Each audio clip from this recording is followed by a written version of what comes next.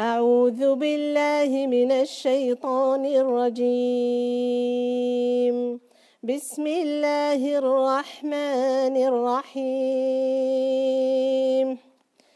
الحمد لله الذي أنزل على عبده الكتاب ولم يجعل له عوجا قيما لينذر بأسا شديدا من لدنه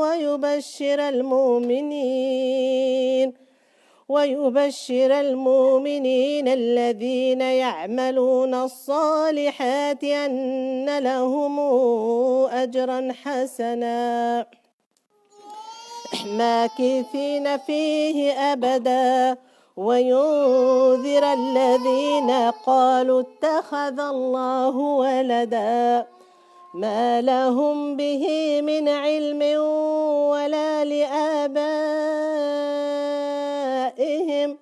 كبرت كلمة تخرج من أفواههم إن يقولون إلا كذبا فلعلك باخع نفسك على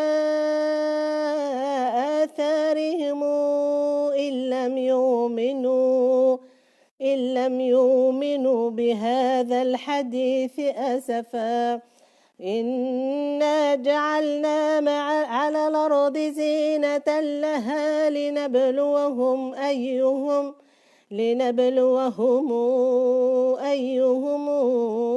أحسن عملا وإنا لجاعلون ما عليها صعيدا جرزا أم حسبت أن أصحاب الكهف والرقيم كانوا من آياتنا عجبا إذا والفتية إلى الكهف فقالوا ربنا آتنا من لدنك رحمة وهيئ لنا من أمرنا رشدا فضربنا على آذانهم في الكهف سنين عددا ثم بعثناهم لنعلم أي الحزبين أحصى لما لبثوا أمدا نحن نقص عليك نبأهم بالحق إنهم فتيتنا آمنوا بربهم وزدناهم هدى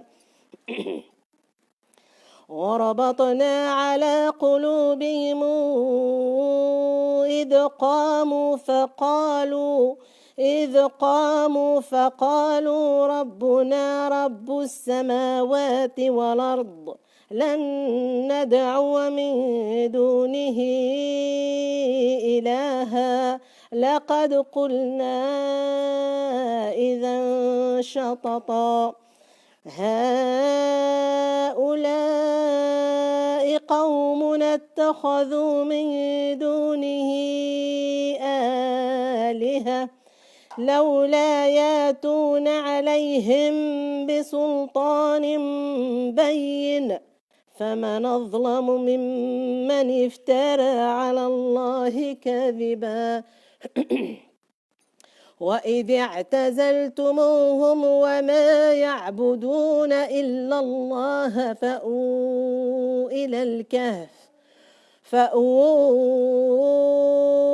إلى الكهف ينشر لكم ربكم من رحمته ويهيئ لكم من أمركم مرفقا وترى الشمس إذا طلعت تزاور عن كهفهم ذات اليمين وإذا غربت تقرضهم ذات الشمال وهم في فجوة منه ذلك من آيات الله من يهد الله فهو المهتد ومن يضلل فلن تجد له وليا مرشدا وتحسبهم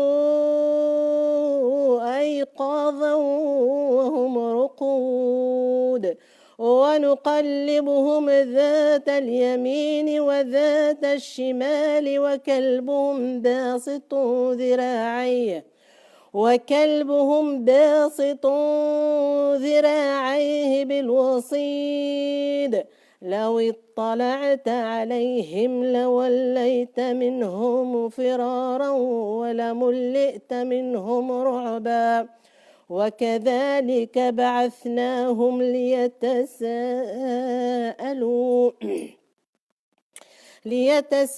ليتساءلوا بينهم قال قائل منهم كم لبثتم قالوا لبثنا يوما أو بعض يوم قالوا ربكم أعلم بما لبثتم فابعثوا أحدكم بورقكم هذه إلى المدينة فلينظر أيها أزكى طعاما فلياتكم برزق منه وليتلطف ولا يشعرن بكم أحدا إنهم يظهروا عليكم يرجموكم أو يعيدوكم في ملتهم ولن تفلحوا إذا أبدا.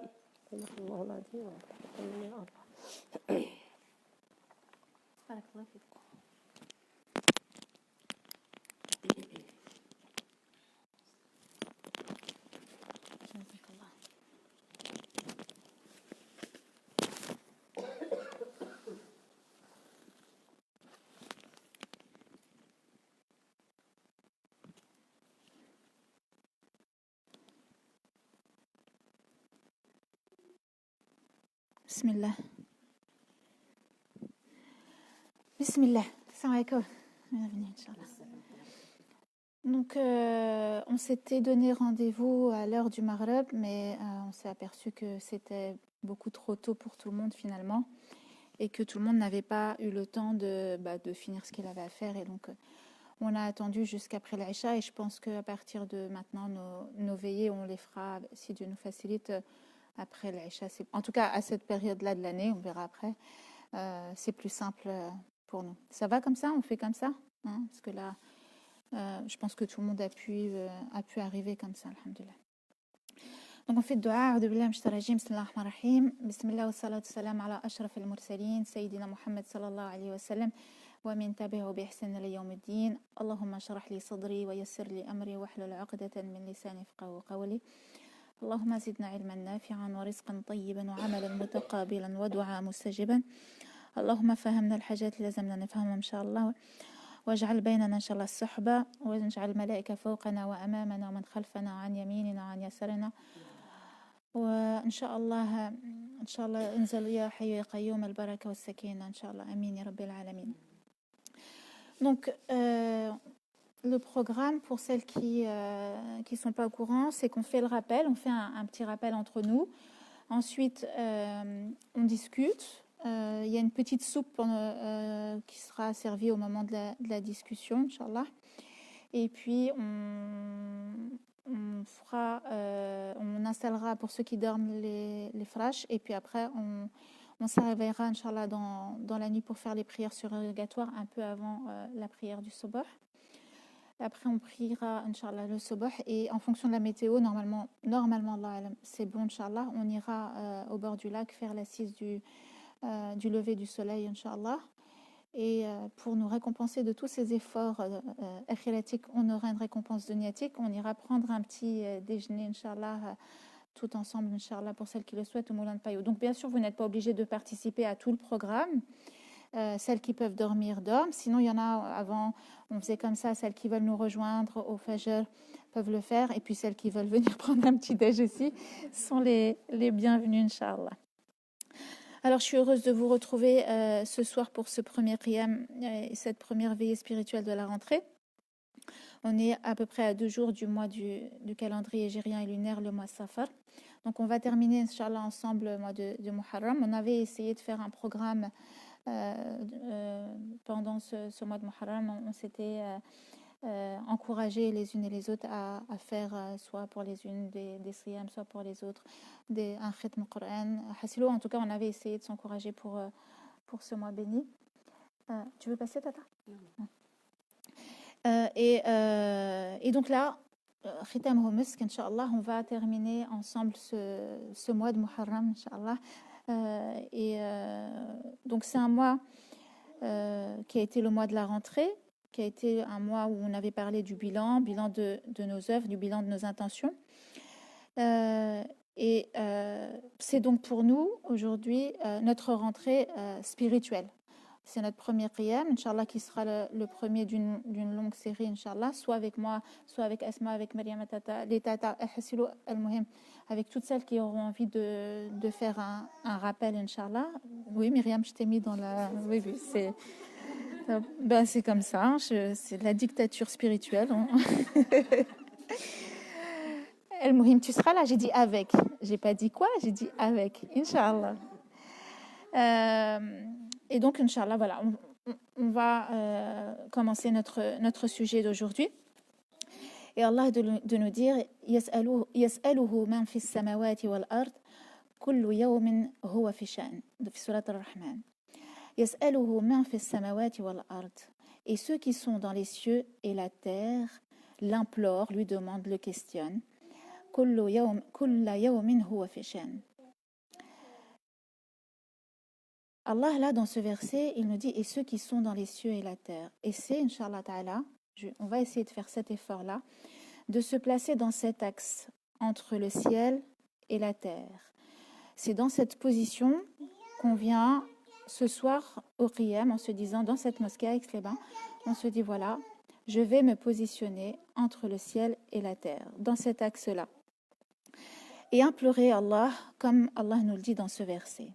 Et c'est dans cet axe que nous venons, Inch'Allah, l'implorer le cœur ouvert comme des mains tendues pour recevoir ce que Dieu fait descendre.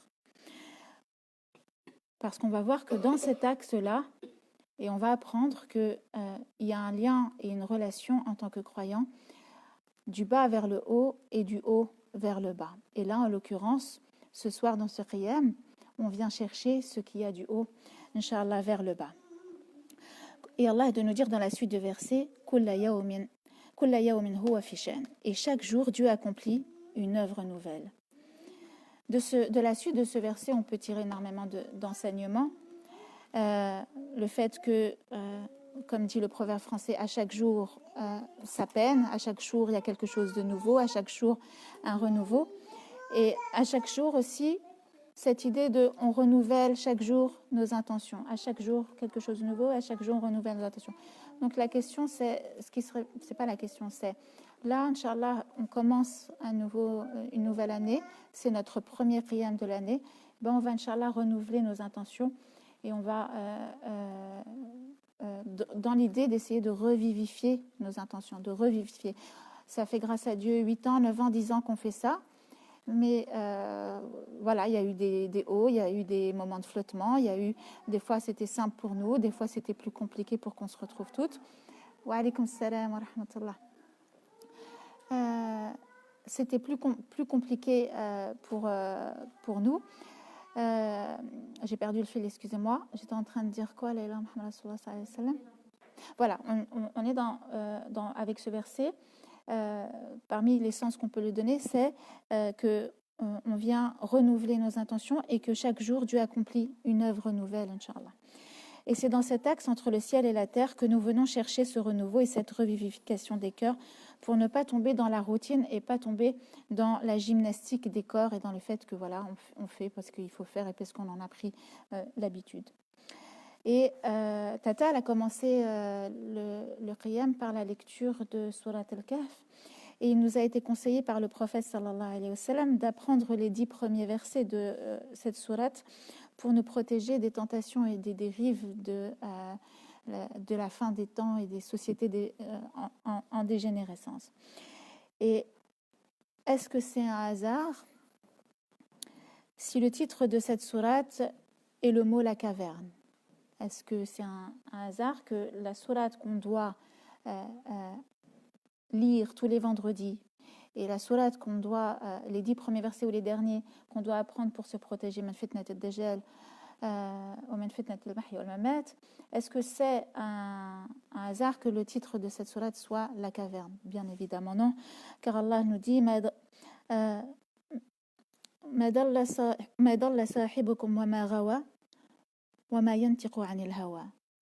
Votre compagnon n'a pas commis d'erreur et ne s'égare pas, et il ne parle pas de sa tête. Tout ce qu'il dit a un sens, et tout ce qu'il dit est inspiré.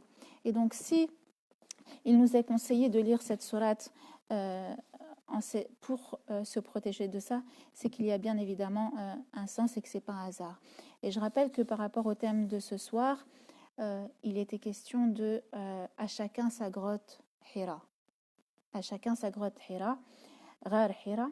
Et l'idée, c'est de s'interroger si, donc on sait que le prophète sallallahu alayhi wa sallam avait pris à l'approche de la quarantaine l'habitude de s'isoler de plus en plus dans cette grotte qui se trouve à 4 km de Mecca, et qui avait l'habitude de s'isoler pour méditer et prendre de la hauteur sur ce qui se passait dans cette période pré-islamique. Et c'était pas si simple que ça. Il s'y passait des choses dans les mœurs qui n'étaient pas forcément acceptables pour le cœur de tous. Et il avait ressenti ce besoin de le faire de plus en plus à l'approche donc de la prophétie. Et à chacun sa grotte Hira, qu'on s'entende. Mon idée, c'est de faire comprendre que est-ce que c'est qu'un besoin qui est lié au prophète sallallahu alayhi wa sallam, ou est-ce que c'est un besoin du tout à chacun? Et si j'ai commencé par parler de la sourate la caverne, vous avez compris que c'est pour induire qu'en réalité, Ghar Hira ou alors Al-Kahf, et puis on va voir un autre épisode, on voit bien que ça peut concerner aussi d'autres personnes si on l'entend. Dans l'idée, c'est de comprendre que c'est pas Ghar Hira, c'est pas le lieu dit qui est important.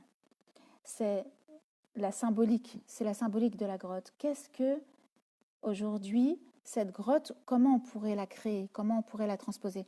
Bon, le lieu où on est là ce soir, je pense que, en plus comment vous l'avez éclairé, ça peut ressembler à une grotte, subhanallah. Et je pense aussi qu'en réalité, ce qu'on recherche tous les vendredis quand on vient et quand on le peut, c'est ce qu'on va essayer d'étudier ce soir, justement, l'intérêt. Mais au-delà de ce moment privilégié que Dieu nous permet de vivre là tous les vendredis, est-ce qu'on ne peut pas créer ça chez nous? Et de quelle façon créer notre grotte Hira chez nous? Et de quelle mesure, Inch'Allah, en quelle mesure? Alors, quelles leçons tirer de cette habitude qu'avait pris le prophète sallallahu alayhi wa sallam de se retirer dans un lieu reculé? Et puis aussi, ce lieu, il était... Attends, juste la lumière, là, elle me brûle un petit peu les yeux. Ouais, s'il te plaît, excuse-moi. Donc, quelle leçon tirer de cette habitude qu'avait pris le prophète sallallahu alayhi wa sallam de se retirer dans un lieu reculé et en altitude pour méditer? Et qu'en était-il de ce besoin, de ses bienfaits? Est-ce que le commun des mortels en a-t-il besoin de sortir de sa routine, de son train-train quotidien? Quels en seraient les bénéfices, les avantages, les intérêts, aussi bien spirituels que sur le plan physiologique? On va voir quels seraient les intérêts de se retirer dans ce type de grotte, l'intérêt physique. Et pourquoi? Finalement, cette sunna-là, elle va nous aider aussi physiquement. Et en quoi, Inch'Allah. Donc, je vais tâcher de faire des allers-retours justement entre l'aspect spirituel et puis l'aspect, Inch'Allah, physiologique. Alors, cette sourate, je reviens à la sourate Al-Kahf qui a débuté, avec laquelle on a introduit notre qiyam. Elle débute comment? Alhamdulillah, alladhi ba'da a'udhu billahi minash shaitanir rajim, bismillahir rahmanir rahim. Elle débute par la parole d'Allah qui dit Alhamdulillah alladhi anzala ala abdihi al-kitaba wa lam yaj'al lahu 'iwaja. Alhamdulillah alladhi, quel est le verbe qui est employé? Anzala ala abdihi al-kitaba. Et là, donc, dans la traduction, dans le verset, la traduction c'est louange à Allah qui a fait descendre sur son serviteur Mohammed sallallahu alayhi wa sallam le livre et il n'y a introduit aucune tortuosité. Là, dans le verbe sur lequel je voulais attirer votre attention, c'est Alhamdulillah alladhi anzala. Là, c'est ilm an-nuzul, c'est la science de ce qui descend. C'est essayer de comprendre qu'est-ce qui descend. Et cette science de ce qui descend. Et à plusieurs reprises dans le Coran, Allah parle de ce qui descend et ce qu'il fait descendre. Et d'ailleurs, on a un hadith du prophète sallallahu alayhi wa sallam qui nous garantit que lorsqu'un groupe se réunit dans une maison pour parler d'Allah, qu'est-ce qu'il fait descendre déjà? Les anges descendent et puis les ailes vont s'ouvrir et descendre. Qu'est-ce qui va descendre? La sakina, effectivement. Donc, nous sommes venus dans cette mosquée, Inch'Allah, pour nous positionner dans cet axe, on rappelle. Donc voilà, je me positionne dans cet axe entre le ciel et la terre pour recevoir ce qui descend. Et apprendre à le faire, vraiment à se concentrer en disant, je ne suis plus dans un axe horizontal, je suis dans un axe vertical, transcendant. C'est se programmer à recevoir, en fait. À recevoir, et on va voir quoi, Inch'Allah ta'ala. Donc la sourate Al-Kahf, elle commence par ce mouvement, d'accord, où il est question du haut vers le bas. La sourate juste avant, et s'il n'y a pas d'hasard non plus sur le positionnement des sourates dans le Coran, c'est la numéro 17 et c'est la sourate Al-Isra wal-Mi'raj. Et Allah, il parle de quoi? De l'ascension du prophète sallallahu alayhi wa sallam, donc de son voyage nocturne, mais quoi? De l'ascension, donc du mouvement du bas vers le haut, subhanallah. Donc on comprend là aussi qu'il y a bien un axe et un besoin de s'y connecter. Et on va voir pourquoi, Inch'Allah. Alors, que nous dit Dieu au sujet de ces jeunes dans la caverne qui s'y étaient réfugiés et qu'est-ce qu'ils y ont trouvé? Et Allah de nous dire qu'est-ce qu'ils ont trouvé? وَزِدْنَاهُمْ هُدًى. Et on leur a augmenté la guidée. Nous leur avons ajouté encore plus de ferveur et de force dans leur guidée, plus de moyens de se diriger dans la bonne voie. Et c'est aussi ce qu'on est venu chercher, Inch'Allah, ce soir, de la force dans leur guidée. On est venu chercher des moyens pour se diriger dans la bonne voie, Inch'Allah. Et Dieu de dire, nous n'avons pas fait descendre sur toi le Coran dans la fameuse et magnifique sourate Taha, et nous n'avons pas fait descendre sur toi le Coran litashqa. Et nous n'avons pas fait descendre sur toi le Coran litashqa, pour que tu sois malheureux. Tashqa, c'est plus fort en réalité dans la traduction que malheureux. Il y a dans le mot tashqa une notion d'épuisement, d'écrasement par le poids de ta mission. Et Dieu nous dit, et Dieu lui dit, donc on n'a pas fait descendre sur toi le Coran pour que tu sois que tu sois épuisé et tu te sentes écrasé par le poids de cette mission. Et Dieu rappelle au prophète sallallahu alayhi wa sallam pourquoi il lui dit ça, pour lui rappeler son devoir de rappel et de détachement sur le résultat. Pourquoi? Parce qu'il lui dit, tu vas peut-être te consumer de chagrin parce qu'il se détourne de toi, mais sache que tu n'as pas une obligation sur le résultat et détache-toi, c'est moi qui guide et ton devoir est uniquement le rappel. Et d'ailleurs, Taha, les exégètes vont te dire que le ta correspond à tahur, à la purification, et le ha à la guider. Et du coup, c'est ce qu'on vient chercher ici, c'est qu'Allah nous purifie et nous guide, Inch'Allah ta'ala. Et c'est aussi ça qu'apporte le fait de se retrouver dans une caverne, si je puis dire, et dans une grotte. Et on va l'expliquer en quoi et comment, Inch'Allah ta'ala. له ما في السماوات وما في الأرض وما بينهما وما تحت الثرى. À lui appartient ce qui est dans les cieux, sur la terre, ce qui est entre eux et ce qui est sous le sol humide. À lui appartient ce qui est, on est encore dans cet axe, et dans le Coran, à de nombreuses reprises, Allah nous rappelle cet axe. À lui appartient ce qui est dans les cieux, sur la terre, ce qui est entre eux et ce qui est sous le sol humide. Et ce soir, nous nous plaçons humblement et nous nous rappelons que nous faisons partie de ce qui lui appartient. Allah il dit dans le début du verset, lahuma. Donc à lui appartient. Donc tu te places dans cet axe entre le ciel et la terre et tu te rappelles que tu lui appartiens. Quand tu te places ou tu te replaces dans cet axe et que tu viens ici, tu te rappelles que inna lillahi wa inna ilayhi raji'un. Donc nous sommes venus ce soir aussi pour l'invoquer, avec l'invocation des gens de la caverne, justement.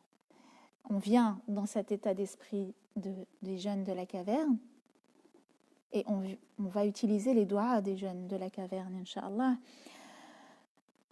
Rabbuna, Rabbus samawati wal ard. Rabbuna, ils étaient dans cet axe-là, les gens de la caverne, les jeunes de la caverne. Rabbuna, Rabbus samawati wal ard. Lan nad'uwa min dunihi ilaha. Jamais nous n'invoquerons de divinité en dehors de toi. Laqad qulna idan shatata. Et si, auquel cas, si on osait dire ce type de parole, on serait dans la transgression pure. Or, notre Seigneur, pareil, un des doigts que font les jeunes dans Surat al-Kahf de la caverne, c'est Ya Rab, notre Seigneur, donne-nous de ta part une miséricorde et assure-nous la droiture dans tout ce qui nous concerne. Ya Hayyu Ya Qayyum, on te demande ça, Ya Jabbar, notre Seigneur, donne-nous de ta part une miséricorde et assure-nous la droiture dans tout ce qui nous concerne. Amin, amin, amin. Donc voilà dans quelle intention je voulais faire et vous proposer notre rappel de ce soir. Et le but, c'est que on soit à chaque fois nos rappels, on a essayé de faire en sorte que nos rappels soient et correspondent à ce dont on a besoin au moment où on en parle, notamment par rapport aux saisons ou par rapport au mois et au calendrier égérien. À chaque fois, on a essayé de faire que quand c'est les mois sacrés, on en parle. Quand c'est un mois où il a été question de quelque chose d'important dans la Sira, on en parle. Mais aussi, on a essayé de se préparer à l'arrivée de l'été, parce qu'on sait qu'en été, voilà, ça va être plus compliqué parce qu'il y a la famille, etc. On a essayé d'être aussi en lien avec les saisons. Et là, en l'occurrence, on va expliquer en quoi ce besoin de la caverne est important par rapport à cette saison de l'automne et bientôt de l'arrivée de l'hiver, Inch'Allah.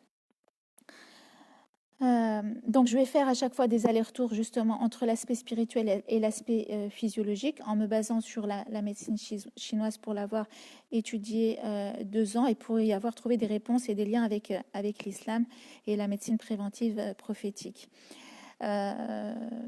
Pourquoi ? Parce qu'on va le voir que la médecine traditionnelle chinoise, elle est basée sur un principe, on va le voir philosophique, qui est le principe du juste milieu. Et nous, on vit dans un système qui est tout sauf le juste milieu. On vit dans un système où c'est l'accélération générale de nos vies. Et cette accélération générale de nos vies génère et entraîne dans nos corps un niveau de stress plus. Et ce stress-là, élevé, fait qu'on est dans une sorte de fatigue nerveuse. J'ai vu une image qui circulait là sur Facebook où on voit une maman qui a déjà... Est-ce que vous pouvez regarder si au niveau du son c'est correct? Parce que j'ai pas pu voir si au niveau de la connexion c'est bon. Normalement ça devrait être bon. Je disais que j'ai vu une image sur Facebook qui circulait où on voit une femme sur une photo dehors avec un visage souriant, avenant, bien habillée, apprêtée.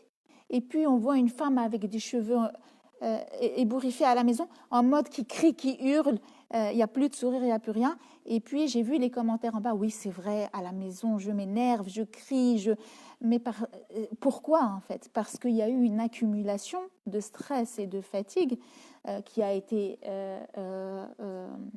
accumulée depuis le début de la journée. Et puis des fois même celles qui ne travaillent pas, ça a commencé et donc on n'arrive pas trop à gérer le stress à notre époque et on va voir le pourquoi en fait. Wa alaykoum salam. Et en quoi s'accorder des moments comme ça dans la caverne peut nous aider à mieux gérer au quotidien ces sollicitations et ce stress ambiant. Donc on fait actuellement en une journée ce que les anciens faisaient sur plusieurs jours et on n'est pas satisfait. On dirait on peut encore faire plus, j'ai pas fait ça. Mais en réalité, ça c'est la société d'aujourd'hui qui a fait qu'on est comme ça dans un mode accélération. Et il y a certaines personnalités qui sont déjà dans un mode on doit, il faut, mais ça les rend encore plus dingues en fait. Celles qui ont un peu du mal, elles se disent ouh là là, il y a beaucoup de choses à faire. Mais celles et ceux qui sont déjà dans un mode où je dois, il faut, ben, c'est d'autant plus une anxiété de perfection, une anxiété de stress où il faut, je dois, il faut, je dois. Et donc, et si tu remets ça à l'échelle du temps, si tu remets ça à l'échelle des époques passées, les anciens, est-ce qu'ils étaient moins stressés? En tout cas, en apparence. En tout cas, en apparence. Et cette accélération, elle n'a pas aidé les choses, en tout cas. Donc, on est en mode quoi? On est en mode sur-régime, surexploitation et surinvestissement vers où? Vers l'extérieur. Et on manque de ressources intérieures pour y pallier. Et on devient violent envers nous-mêmes et en guerre contre nous-mêmes à cause de ce déséquilibre extérieur-intérieur. Et ce 21e siècle naissant, parce qu'on n'est quand même qu'au début du 21e siècle, si on regarde les cas cliniques que les médecins doivent suivre, on n'est pas face à des pathologies qui sont dites bactériennes ou virales. On n'est pas dans des choses qui s'attrapent. On est, en majorité, je vous parle en majorité, on assiste à des affections qu'on appelle neuronales. C'est des maladies que notre système neuronal se crée et elle se crée pour lancer des alertes fortes, pour dire « Oh, basta, c'est trop ». Les maladies qu'on retrouve souvent maintenant même chez les enfants, les troubles du déficit de l'attention, TDAH, TDAH, c'est ça qu'on dit? L'hyperactivité, l'hyperactivité. Tout est dit dans le mot, l'hyperactivité. Les enfants de Saken, même eux, ils subissent l'hyperactivité des parents. Mais je ne comprends pas, mon enfant est hyperactif. Mais tu t'es vu, toi, déjà, quand tu parles? Je ne comprends pas. Les troubles, alors je ne suis pas en train de jeter l'anathème sur les parents, parce que le parent, il est victime de ce flot dans la société. Mais je suis en train de dire, oh, si tu continues comme ça, c'est chaud, en fait. Les troubles des personnalités dites borderline, les syndromes de burn-out. Le burn-out, on va voir, le burn-out, en fait, c'est lié à quoi? Alors là, on comprend donc que ce n'est pas une infection. Et il y a même un livre que je vous conseille qui s'appelle La société de la fatigue. Et il dit on n'est pas dans de l'infection, on est dans l'infarctus, en fait, dans quelque chose qui implose. Et qui se rapporte à la notion de... le problème, c'est le contenu dans le contenant. Le contenant n'arrive plus à contenir ce qu'on essaye d'y mettre dedans. Alors, je vais tâcher, Inch'Allah, d'être le plus clair possible, même pour celles et ceux qui n'ont pas fait de médecine chinoise. Je vais essayer juste de vous concentrer sur la symbolique pour comprendre la hikmah qu'on peut en tirer. La médecine traditionnelle chinoise, elle date de plus de 2000 ans. Et il y a de plus en plus de monde qui se dirige vers elle parce qu'ils ont été déçus parfois par la médecine allopathique. Et je vais montrer que par rapport à notre médecine traditionnelle prophétique et par rapport à notre philosophie en islam, il y a des liens très forts.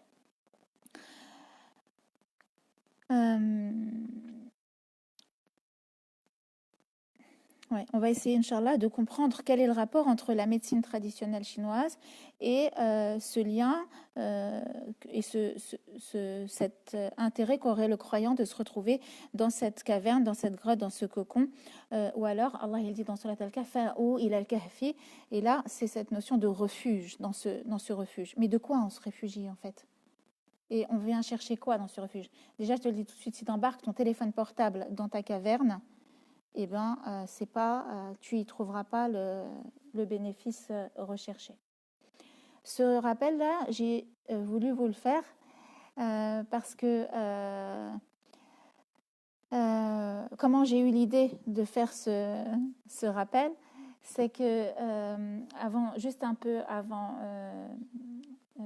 non, au moment de la rentrée, j'ai fait 10 jours sans téléphone. J'ai décidé de faire 10 jours sans téléphone. Je salue la sœur, j'ai pas salué. Donc j'ai fait 10 jours sans téléphone et j'avoue que j'y ai fait le lien avec cette notion de caverne. J'y ai fait le lien avec cette idée de comment, c'est quoi l'intérêt finalement. Et je vous assure que on a un réel bénéfice. Et on va en parler, Inch'Allah, comment on pourrait créer nos retraites dans Fer al-Hira. Eh bien, je vous dis tout de suite que le téléphone, parmi les méfaits du téléphone, c'est de t'empêcher de faire ça, en fait. C'est de t'empêcher de pouvoir, dans ta journée, avoir un moment qui simulerait l'instant de cette grotte-là. Parce que même dans ta grotte, tu as une notification, tu as une petite lumière, tu as un petit nana qui te rappelle que tu dois être partout et disponible partout et sollicité partout. Bref. Hein? Et dépendant, parce qu'on a peur de se retrouver dans cette caverne, et on va voir pourquoi on a peur de se retrouver dans cette caverne, seul dans cette caverne.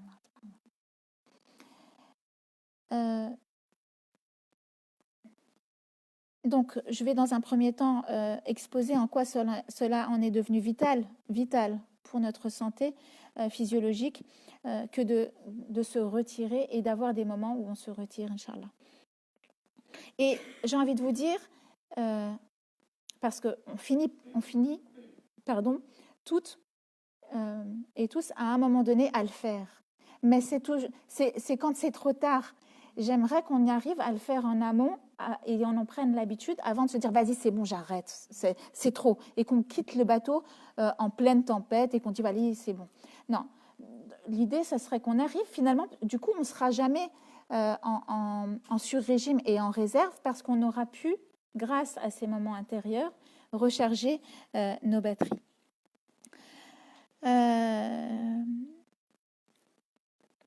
Donc, la médecine traditionnelle chinoise est une médecine qui, comme je vous l'ai dit, très proche des enseignements du prophète sallallahu alayhi wa sallam, notamment au sujet de la modération et de la recherche de l'équilibre et du juste milieu. Ne dit-on pas de la Chine qu'elle est l'empire du milieu? Et puis, même si on a vu que ce hadith n'est pas forcément un hadith, mais on a quand même une sagesse qui dit que aller chercher la science jusqu'en Chine. Donc, même si on ne peut pas le rapporter au prophète sallallahu alayhi wa sallam, ça a quand même été diffusé. Donc, on peut quand même en tirer une hikmah. Alors, si on parle de la Chine comme l'empire du milieu, mais quand on regarde sa philosophie, c'est la philosophie du juste milieu qui se dit Zhangdao en chinois. Et sa définition, qu'est-ce que ça veut dire le juste milieu? Le juste milieu, c'est, dans cette philosophie, ni penché, ni de travers, ni servile, ni arrangeant, ni désir, ni abandon, ni excès, ni insuffisance, ni excès, ni trop plus, ni pas assez. Parler, mais pas trop. Manger, mais pas trop. Dormir, mais pas trop. C'est pas ce que disait le prophète sallallahu alayhi wa sallam. Je jeûne et il y a des jours où je romps le jeûne. Voilà, il en parle en fait. Donc nous, c'est ça qu'on doit essayer de chercher. C'est Inch'Allah ta'ala, ce juste milieu. Et même en médecine chinoise, je me rappelle de notre prof qui avait dit que aimer, c'est congénère, mais pas trop. Parce que quand tu commences à aimer trop, eh bien, tu tombes dans l'attachement et dans la dépendance. Et c'est valable pour tout, en fait. Et ce n'est pas, donc, sans nous rappeler le verset du Coran de Surat al-Baqarah, وَكَذَلِكَ جَعَلْنَاكُمْ أُمَّةً وَسَطًا لِتَكُونُوا شُهَدَاءَ عَلَى النَّاسِ وَيَكُونَ الرَّسُولُ عَلَيْكُمْ شَهِيدًا. Et dans ce verset, et aussi, nous avons fait de vous une communauté du juste milieu pour que vous soyez témoins aux gens, comme le messager sera témoin pour vous. Et là, Ummatan Wasata, c'est souvent traduit par la communauté du juste milieu, mais ça peut être aussi traduit d'une autre façon, notamment si on se réfère aux circonstances historiques de la révélation des versets, c'est que c'est le milieu, mais c'est aussi l'idée du centre. Et ça veut dire que c'est l'idée de, sous-entendu, la communauté qui ne s'éloigne pas de son centre. Et donc, la communauté qui ne s'éloigne pas de son centre, on comprend qu'il y a, donc imaginez un cercle, il y a l'intérieur du cercle et il y a l'extérieur. Donc, la communauté qui prend soin de son centre et qui n'oublie pas et qui ne s'éloigne pas de son centre et qui donc se recentre. Et se recentre et se connecte à son axe entre le ciel et la terre. Ça veut dire quoi? Je suis alignée. Ça veut dire quoi? Je me recentre. Voilà. Je suis alignée entre ce que je dis, ce que je fais, ce que je veux, et ce que je fais de ce que je veux, et ce que je fais de ce que Dieu veut. Et je suis alignée avec ça, Inch'Allah. Donc, faire des pauses, comme on est en train de le faire ce soir, c'est chercher à se recentrer, justement. Et d'ailleurs, Ghar Hira, ça veut dire la grotte de la recherche. Et donc, ça veut dire que quand tu t'isoles, c'est que tu recherches quelque chose.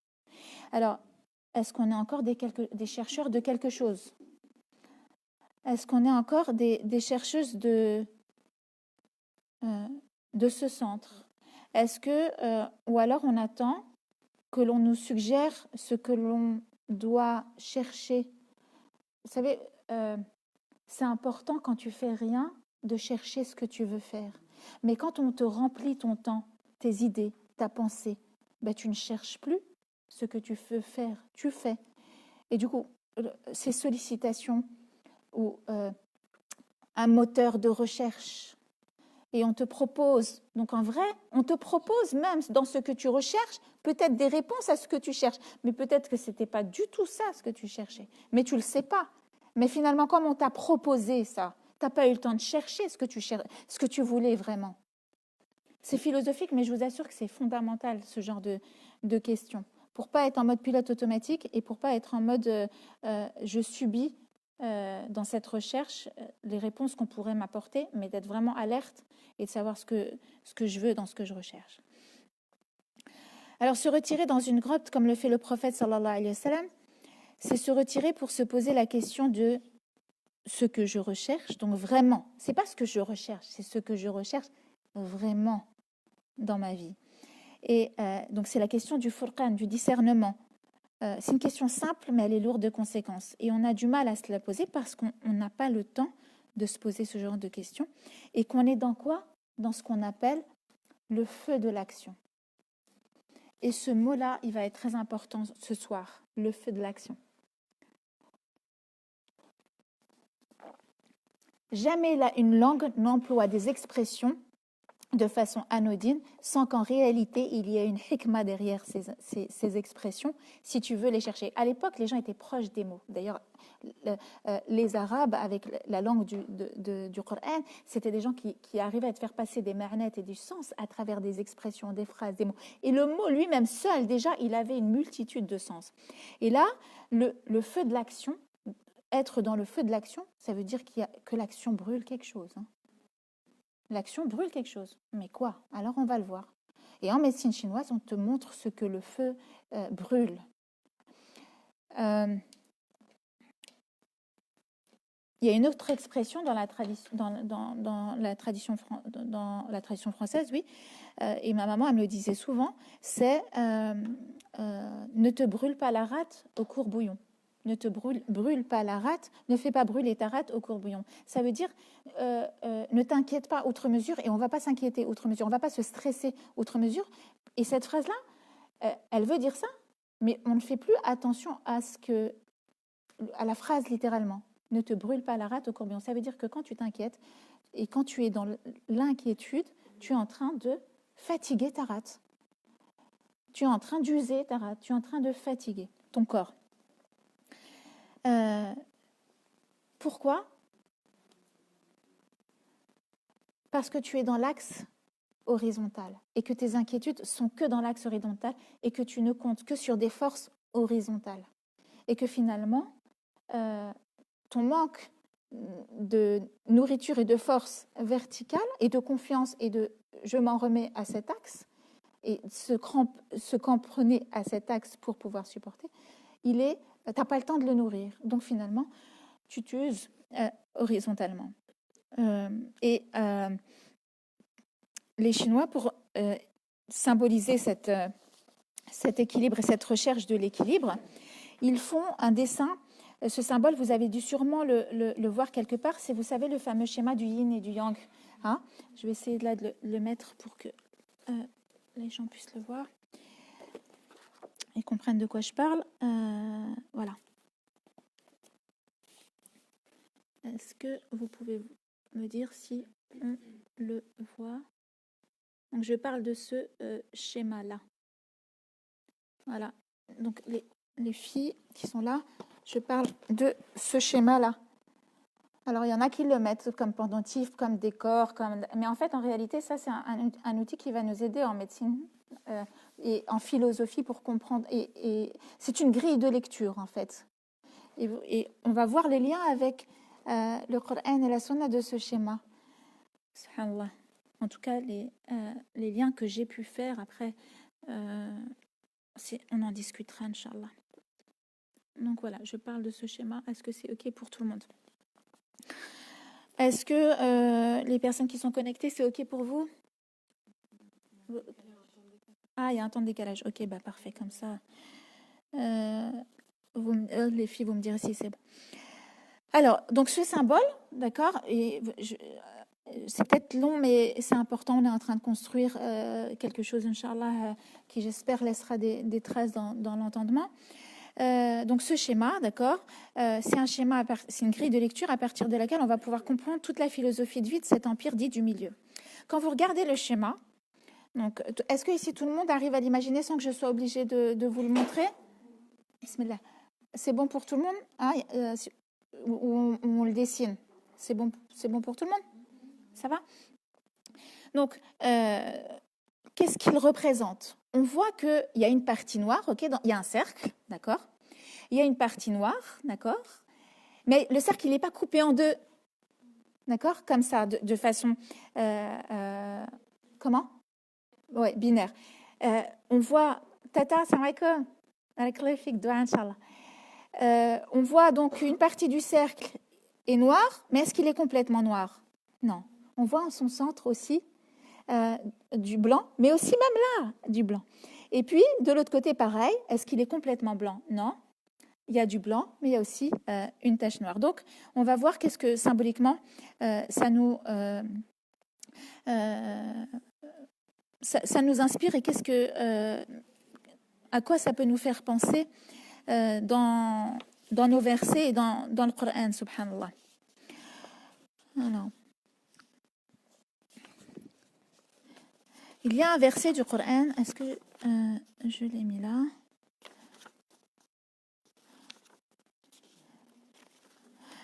Il y a un verset du Coran où Allah, subhanallah, il parle, donc le yin, le noir, ce schéma-là, représente un certain nombre de choses. Par exemple, ça représente la nuit, le blanc, le jour. On va voir que le yin représente aussi la femme, le blanc, l'homme. En fait, on voit que c'est à chaque fois un couple, d'accord, que c'est des aspects qui peuvent sembler antagonistes, mais en réalité, on va voir qu'ils sont interdépendants et complémentaires. Et le noir représente la nuit et le blanc le jour. Et qu'est-ce qu'il nous dit Allah? Allah, il parle comment la nuit pénètre dans le jour et comment le jour pénètre dans la nuit. Et dans un autre verset, on voit aussi où Allah il utilise deux verbes, yuliju, donc faire pénétrer, et il parle de naslakh, extraire, pour décrire les moments où la nuit et le jour se mélangent. Et scientifiquement, ils expliquent, c'est un miracle dans la formulation de ces versets-là, parce que ça explique le concept que la nuit se mélange au jour et le jour se mélange à la nuit, et que ça explique aussi que dans la nuit, il y a de la lumière, et que dans la lumière, il y a aussi de l'obscurité, et que Allah, il dit que il extrait graduellement le jour et pour faire de la nuit. Pour faire de la nuit, il enlève du jour.